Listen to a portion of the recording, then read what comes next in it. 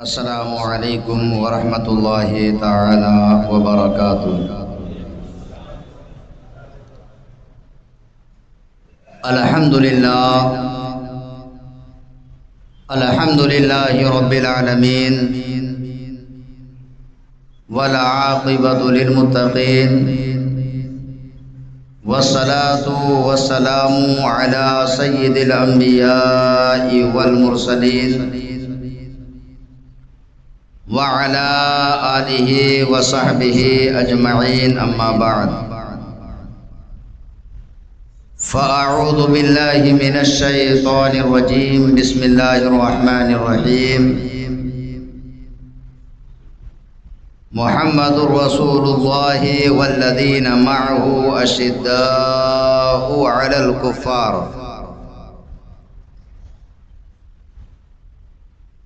وقال النبی صلی اللہ تعالی علیہ وسلم: لو کان بعدی نبی لکان عمر۔ آمنت باللہ صدق اللہ العظیم وصدق رسولہ النبی الکریم، ونحن على ذلك لمن الشاہدین والشاکرین والحمد للہ رب العالمین۔ خطبہ مسنونہ کے بعد ہم اور آپ مل کر انتہائی عقیدت و محبت کے ساتھ ہم غریبوں کے غمگسار سید ابرار و اخیار، ساری کائنات کے مالک و مختار، نائب پروردگار جناب محمد الرسول اللہ صلی اللہ تعالی علیہ وسلم کی بارگاہ ناز میں ہدیہ درود و سلام نچھاور کریں اور بلند آواز سے درود پاک پڑھیں۔ اللہم صلی علی سیدنا و مولانا محمد وبارک وسلم صلاۃ و سلاما علیک یا رسول اللہ صلی اللہ تعالی علیہ وسلم۔ آج کا دن جمعۃ المبارکہ کا دن ہے اور آسمان سے اللہ تعالی کی رحمتوں کا نزول ہو رہا ہے، پانی کی برسات ہو رہی ہے۔ تو چاہے ہمیں سمجھ میں آئے یا نہ آئے، اللہ تعالی کا ہر کام حکمت سے خالی نہیں ہوتا ہے، ہر کام میں حکمت ہوا کرتی ہے۔ اگر یہ آسمان سے بارش نہ ہو تو ہمارے کھانے کی اشیاء، خورد و نوش کا انتظام کیسے ہوگا؟ اگر بارش نہ ہو تو ہمارے پینے کے لیے پانی کا انتظام کیسے ہوگا؟ اور اگر یہ بارش نہ ہو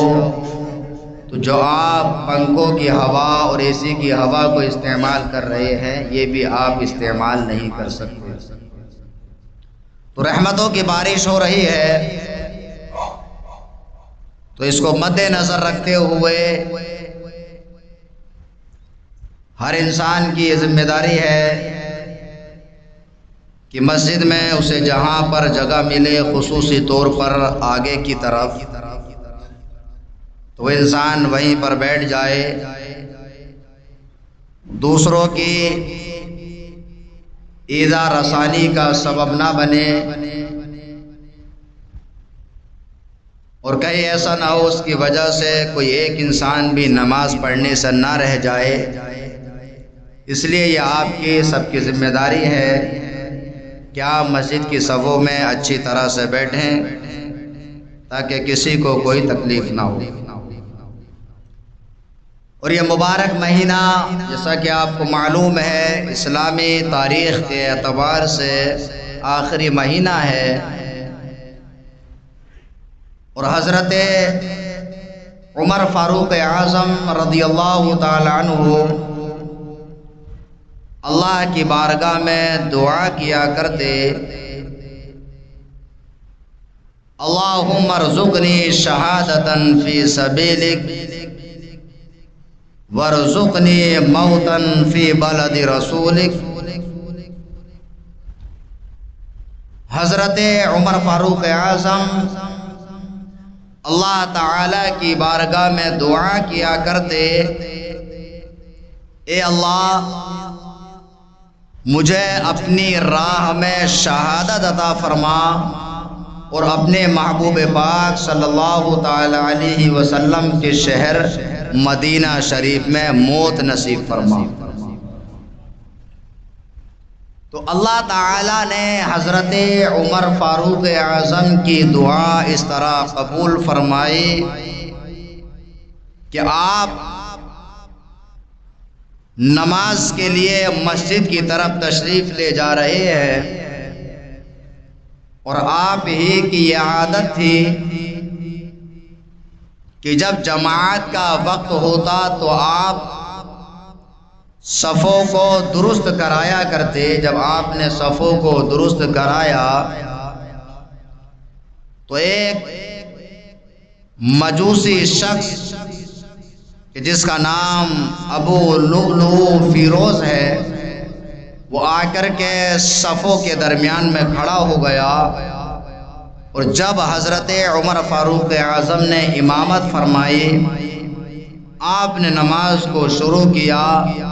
تو اس نے حضرت عمر فاروق اعظم پر وار کر دیا، اور حضرت عمر فاروق اعظم اس طرح سے اسی مبارک مہینے میں ذی الحجہ میں آپ کی شہادت ہو جاتی ہے، اور آپ کی دعا رب کی بارگاہ میں قبول ہوتی ہے کہ آپ کو اللہ کی راہ میں شہادت بھی نصیب ہوئی، اور نبی پاک صلی اللہ تعالی علیہ وسلم کے شہر میں آپ کا مدفن بھی ہوا۔ تو حضرات، یہ تمام چیزیں بتانے کا مقصد کیا ہوتا ہے، ایک سمجھدار انسان اچھی طرح سے سمجھ سکتا ہے کہ آج انسان نماز کو بڑی آسانی کے ساتھ میں چھوڑ دیتا ہے۔ آپ دیکھیں گے تو حضرت ابو بکر صدیق رضی اللہ تعالی عنہ، آپ کا وصال بھی اس حالت میں ہوا کہ آپ کی کوئی نماز قضا نہ ہوئی۔ حضرت عمر فاروق اعظم کا دور آیا تو آپ کی شہادت نماز کی حالت میں ہوئی۔ حضرت عثمان غنی کا دور آیا کہ آپ کے پاس امیر المومنین خلیفۃ المسلمین سے زیادہ کام ہو سکتے ہیں، آپ سے زیادہ کہ آپ کے دشمن ہو سکتے ہیں۔ ہر طرف سے کفار و مشرکین اس تک و دو میں رہتے کہ کسی طرح سے اسلام اور مسلمانوں کو تکلیف پہنچائی جائے، اسلام اور مسلمانوں کو مٹا دیا جائے۔ لیکن آپ پھر بھی دیکھیں گے کہ حضرت عمر فاروق اعظم نے کسی نماز کو قضا نہیں فرمایا، حضرت عثمان غنی نے کسی نماز کو نہیں چھوڑا، حضرت مولا علی نے نماز کو نہیں چھوڑا۔ حضرت عمر فاروق اعظم کی شہادت نماز میں ہوئی، اور حضرت عثمان غنی کی شہادت قرآن کی تلاوت میں ہوئی، اور حضرت مولا کائنات کی شہادت نماز کے عالم میں ہوئی۔ یعنی آپ نماز کے لیے تشریف لے جا رہے ہیں اور آپ پر وار کر دیا گیا، اور آپ کے شاہزادے سیدنا حضرت امام حسین رضی اللہ تعالیٰ عنہ کی شہادت بھی نماز کی حالت میں ہوئی۔ اب یہ تمام چیزیں، یہ تاریخ بتانے کا مقصد کیا ہوتا ہے؟ اس کا مقصد صرف اور صرف یہ ہوتا ہے کہ مسلمان اپنے دل میں بٹھائے کہ ہمارے اسلاف کا طریقہ کیا ہے، نماز کی اہمیت کیا ہے، شریعت کی اہمیت کیا ہے، قرآن کی تلاوت کی اہمیت کیا ہے۔ ہمارے اسلاف نے اپنی جان کو اللہ کی راہ میں قربان کر دیا، لیکن شریعت کے ایک حکم کو بھی آپ نے پامال نہیں کیا۔ تو ان کے ماننے والوں کی ذمہ داری ہے، جب آپ ان کی سوان حیات کو سنتے ہیں تو سوان حیات سننے کے بعد اپنے دل میں یہ بٹھا لینا چاہیے کہ ہم حضرت عمر فاروق اعظم کے ماننے والے ہیں۔ اگر جان چلی جائے تو چلی جائے، لیکن ایک وقت کی نماز نہ جانے پائے۔ ہم حضرت عثمان غنی کے ماننے والے ہیں، اگر جان چلی جائے تو چلی جائے، لیکن قرآن جو معمول کے مطابق ہمیں پڑھنا چاہیے، قرآن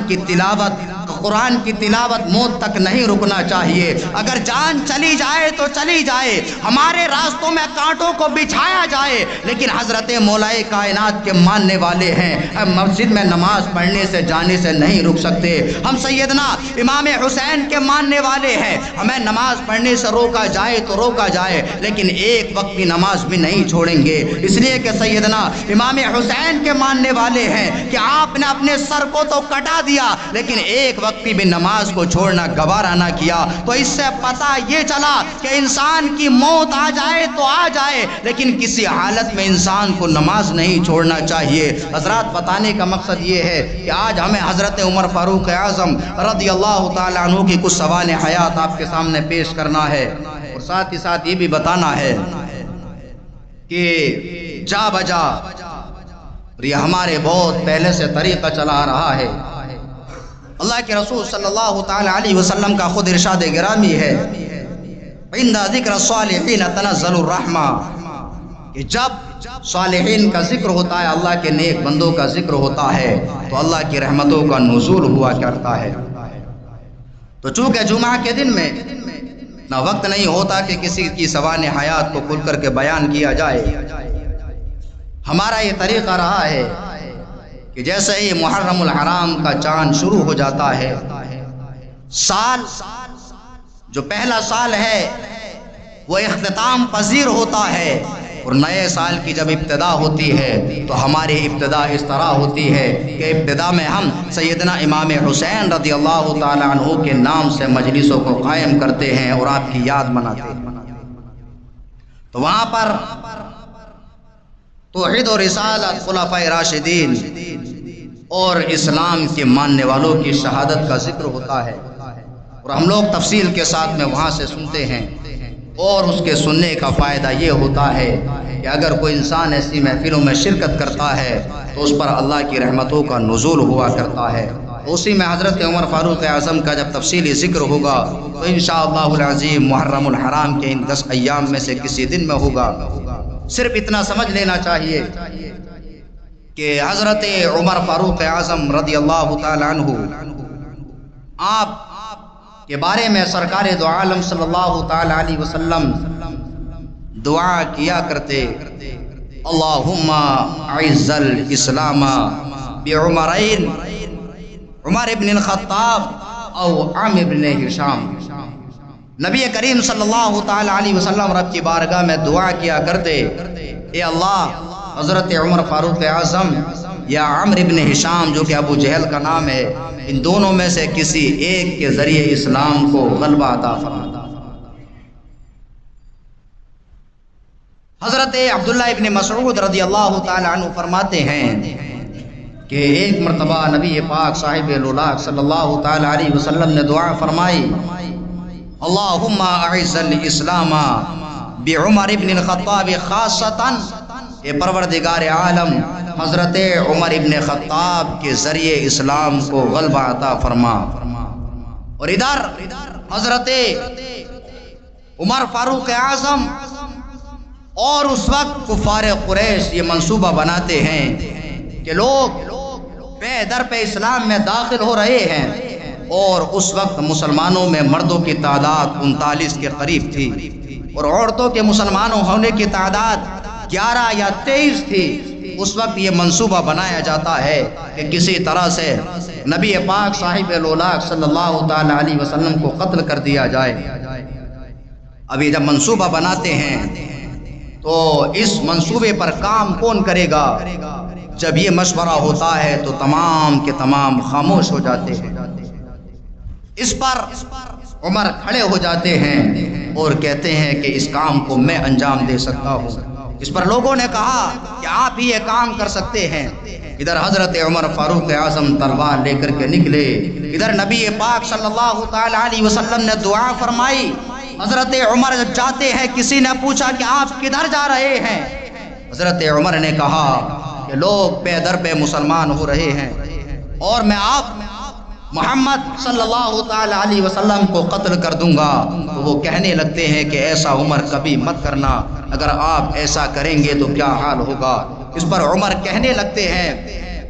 کہ لگتا ہے کہ آپ بھی اسلام لا چکے ہو، تو برجستہ جواب دیتے ہیں کہ ہاں میں بھی اسلام لا چکا ہوں۔ اس کے بعد وہ ان کو مارنا اور پیٹنا شروع کر دیتے ہیں۔ ایک شخص اور آ جاتا ہے اور آ کر کے کہتا ہے کہ آپ ان کو ضرب و کوب کر رہے ہیں، لیکن آپ اپنے گھر کے حالات کی خبر لیجئے، آپ کے بہنوئی سعید اور آپ کی بہن ام جمیل بھی ایمان لا چکی ہیں۔ حضرت عمر فاروق اعظم رضی اللہ تعالی عنہ اپنی بہن کے مکان پر پہنچتے ہیں۔ جب مکان پر پہنچے تو ان کو حضرت خباب رضی اللہ تعالی عنہ جو سرکار کے صحابی ہیں وہ قرآن کی تعلیم دے رہے ہیں۔ نہیں سمجھے بات کو؟ دیکھیے میری ایک عادت ہے،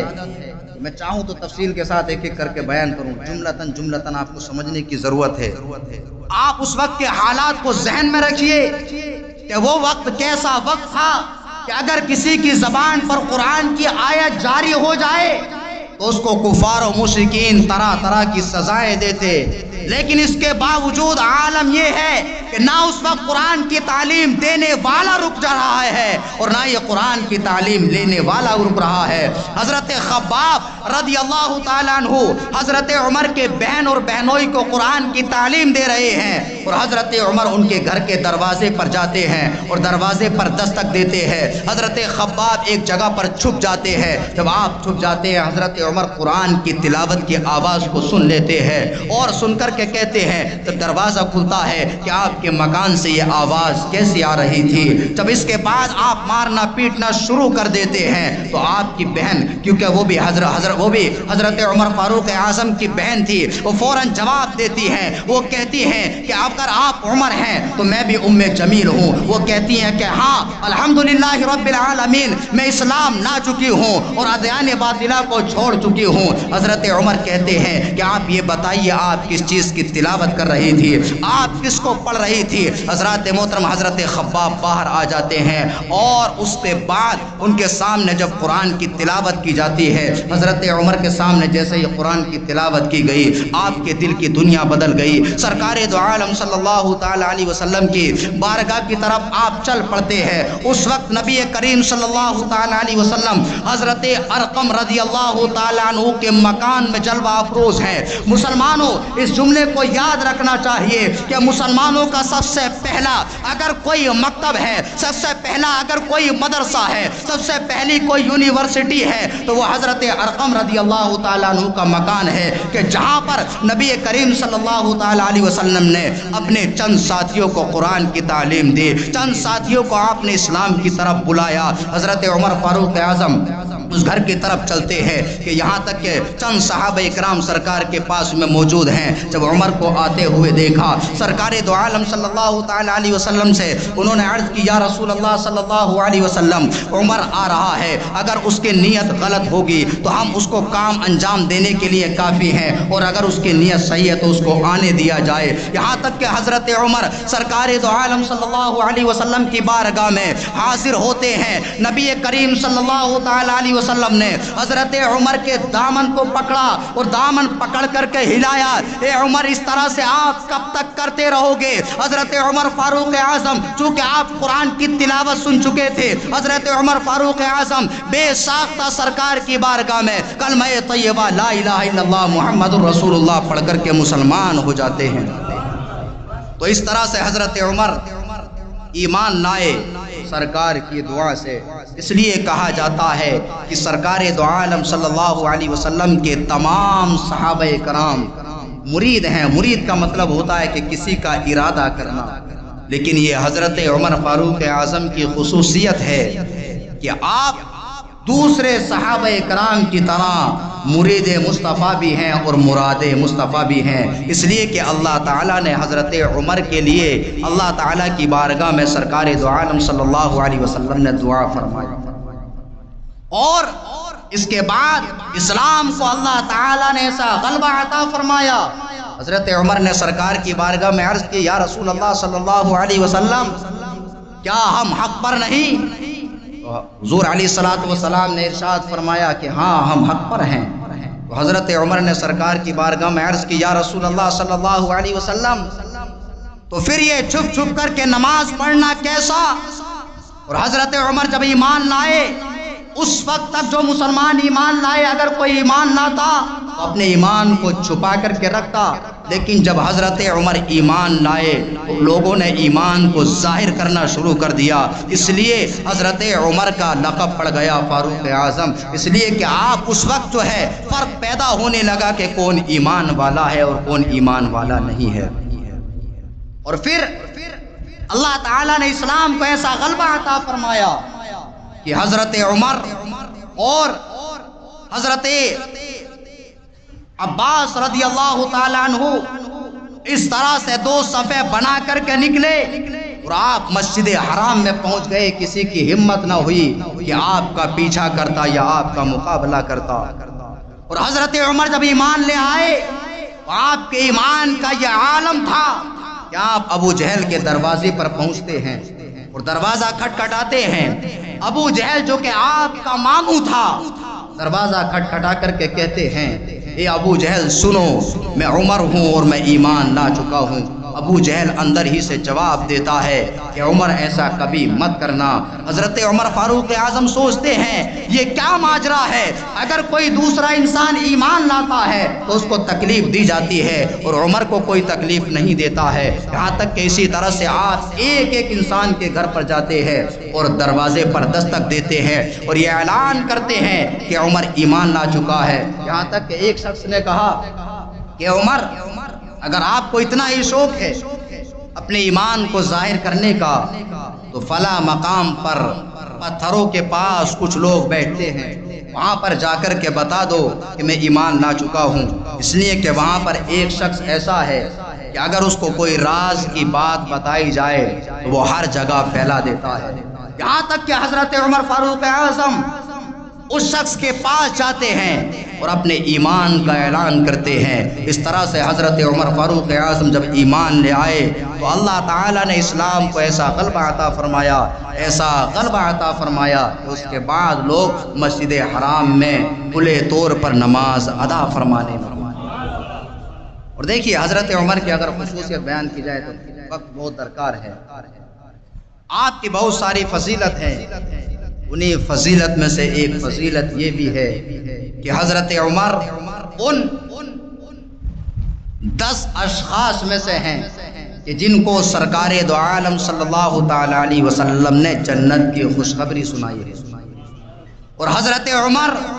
ان اشخاص میں سے ہیں والسابقون الاولون جو سب سے پہلے ایمان لائے، تو پہلے ایمان لانے والوں کے گروپ میں بھی حضرت عمر فاروق اعظم شامل ہیں۔ اور یہ حضرت عمر فاروق اعظم کی شان ہے کہ آپ عشرہ مبشرہ میں بھی شامل ہیں اور حضرت عمر فاروق اعظم اصحاب بدر میں بھی شامل ہیں۔ اور یہی حضرت عمر ہیں کہ آپ انبیاء اکرام کے بعد میں اور امیر المومنین خلیفۃ المسلمین حضرت ابو بکر صدیق رضی اللہ تعالیٰ عنہ کے بعد میں تمام صحابہ کرام میں افضل و اعلیٰ مقام رکھتے ہیں۔ اور یہ حضرت عمر فاروق اعظم کی شان ہے۔ مسلمانوں غور کیجئے گا کہ آپ کا جب دور خلافت آتا ہے تو آپ نے اپنے دور خلافت میں 500 سے زیادہ جامع مسجد کو تعمیر کرایا۔ اور آپ اندازہ لگا سکتے ہیں ہمارے ملک ہندوستان میں بھی اگر پورے ضلعوں کی تعداد لگایا جائے تو وہ تقریباً 500 ہی کے قریب ہوگی یا 400 سے کچھ زیادہ۔ اس وقت ایک جامع مسجد ایک شہر میں ہوتی، اس سے آپ اندازہ لگا سکتے ہیں کہ اللہ تعالیٰ نے حضرت عمر کے ذریعے اسلام کو کیسا غلبہ عطا فرمایا کہ آپ نے اتنے ملکوں کو فتح کیا کہ وہاں پر آپ کو 500 سے زیادہ جامع مسجد آپ نے بنوائی اور ہزاروں ہزار آپ نے دوسری مساجد کو تعمیر کرائی۔ اور اللہ تعالیٰ نے حضرت عمر کے ذریعے اسلام کو ایسا غلبہ عطا فرمایا، ایسا غلبہ عطا فرمایا کہ اگر کفار و مشرکین حضرت عمر کا نام سنتے تو نام سنتے ہی لرزہ بر اندام ہو جایا۔ اور حضرت عمر فاروق اعظم ہی کو یہ فضیلت حاصل ہے کہ جب اختصار میں بتا دوں اور اس کو بتا کر کے میں چھوڑ دوں، انشاءاللہ باقی آپ بعد میں سنتے رہیں۔ فلسطین، مسجد اقصی، بیت المقدس، وہ اس وقت یہود یا نصارہ کے قبضے میں تھا، تو مسلمانوں کا یہ طریقہ رہا ہے کہ اگر کہیں پر ظلم ہوتا ہے تو پہلے ان کو متنبع کیا جاتا ہے، یا تو آپ ظلم سے باز آ جائیں یا ہتھیار ڈال دیں، کیونکہ مسلمان کا یہ طریقہ رہا ہے کہ کبھی بھی وہ پیچھے سے وار نہیں کرتے۔ اور دیکھیے حضرت عمر فاروق اعظم ہی سے یہ پتہ چلتا ہے کہ جب حضرت عمر ایمان لائے اس وقت تلوار حضرت عمر کے ہاتھ میں ہے اور وہ کلمہ پڑھانے والے کے ہاتھ میں تلوار نہیں۔ تو اس سے یہ پتہ چلا کہ اسلام لانے والے کے ہاتھ میں تلوار ہے اور کلمہ پڑھانے والے کے ہاتھ میں تلوار نہیں۔ اب اگر کوئی کہتا ہے کہ اسلام تلوار کے زور پر پھیلا ہے تو اس کو حضرت عمر فاروق اعظم کی سوانح حیات کو پڑھنا چاہیے، اس لیے کہ اسلام مجبوری میں اپنانے کا نام نہیں ہے، بلکہ اسلام اس چیز کا نام ہے کہ کوئی انسان اسلام کی حقانیت کو پہچانے، چاہے اس کے ہاتھ میں تلوار ہو اور وہ اپنے سر کو جھکا دے اور سر جھکا کر کے کلمہ طیبہ لا الہ الا اللہ محمد رسول اللہ پڑھ لے تو وہ انسان مسلمان ہو جاتا ہے۔ تو حضرت عمر نے پیغام بھیجا اور آپ بیت المقدس کی طرف چلے، تو چونکہ آپ کے پاس میں سواری ایک ہے، شخص دو ہے، اور آپ کی عاجزی اور انکساری کا یہ عالم ہے کہ آپ نے یہ طے کیا اپنے غلام سے کہ ایک مسافت تک تم سواری پر سوار رہو گے اور میں پیادہ رہوں گا، اور ایک مسافت تک آپ پیادہ رہو گے اور میں سواری پر سوار رہوں گا۔ چلتے رہے، باری باری چلتے رہے، آپ فلسطین کے قریب پہنچ گئے۔ اب آپ وہاں پر پہنچنے والے ہیں کہ جہاں پر لوگوں نے صلح کا پیغام دیا تھا، تو اچانک کی بات کہ وہاں پر حضرت عمر فاروق اعظم کی جگہ پر جب شہر میں داخل ہونے والے ہیں، غلام کی باری آ جاتی ہے۔ اب حضرت عمر کی فاروق اعظم کی بارگاہ میں آپ کے غلام عرض کرنے لگے، حضور جہاں پر ہم جا رہے ہیں وہ لوگ جب دیکھیں گے تو کیا کہیں گے کہ ایک غلام سواری پر سوار ہے اور آقا اس سواری کے آگے آگے اس کی مہار کو پکڑ کر کے چل رہا ہے۔ حضرت عمر فاروق اعظم کا عدل و انصاف دیکھیے، آپ نے ارشاد فرمایا کہ آپ کی یہاں پر باری ہے تو آپ اس سواری پر سوار ہو کر کے جائیں گے۔ جب غلام سواری پر سوار ہو کر کے چلتا ہے، اس طرح سے جب شہر کے اندر داخل ہوتے ہیں تو لوگوں نے جب دیکھا، لوگ دیکھنے کے بعد میں کہتے ہیں کہ ہم نے کتب سماویہ کے اندر پڑھا تھا کہ حضور علیہ الصلوۃ والسلام کا ایک خلیفہ ایسا ہوگا، اس کے عدل و انصاف کا یہ عالم ہوگا، جب وہ بیت المقدس کی طرف بڑھے گا اس وقت وہ سواری پر سوار نہیں ہوگا بلکہ اس کا غلام سواری پر سوار ہوگا۔ تو جب ان لوگوں نے حضرت عمر فاروق اعظم کے اندر یہ خصوصیات دیکھی تو بنا کسی جنگ و جدال کے فلسطین حضرت عمر فاروق اعظم کے قبضے میں دے دیتے ہیں۔ تو حضرت عمر فاروق اعظم ہی کو یہ شان حاصل ہے کہ آپ نے سب سے پہلے بیت المقدس کو بنا کسی جنگ و جدال کے آپ نے فتح فرمایا، اور اس طرح سے بہت سارے ملکوں کو آپ نے فتح فرمایا۔ جیسا کہ آپ نے سنا کہ 500 سے زیادہ آپ کو مساجد بنوانا پڑا۔ ظاہر سی بات ہے 500 شہر فتح کریں گے تب 500 مسجد کی ضرورت ہوگی۔ اللہ رب العزت ہم تمام کو صحابہ کرام کے اسوہ حسنہ کو اپنانے کی توفیق عطا فرمائے، اور پروردگار عالم ہم تمام کو نماز پنجگانہ کی توفیق عطا فرمائے۔ آمین۔ وآخر دعوانا